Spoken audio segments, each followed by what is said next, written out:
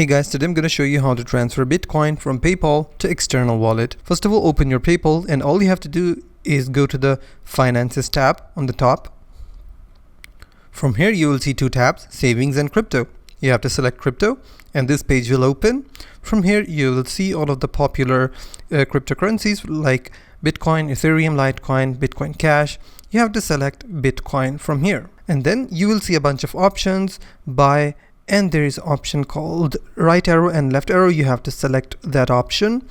For some people it may ask you for some confirmation. Once you've done that, a new page will open where it will ask you to enter the Bitcoin wallet address, and you have to make sure to type the correct address or else you will lose all of your savings. And then all you have to do is select the transfer button and you have successfully transferred Bitcoin from PayPal to an external wallet. So if you find this video helpful, please hit the like button and don't forget to subscribe.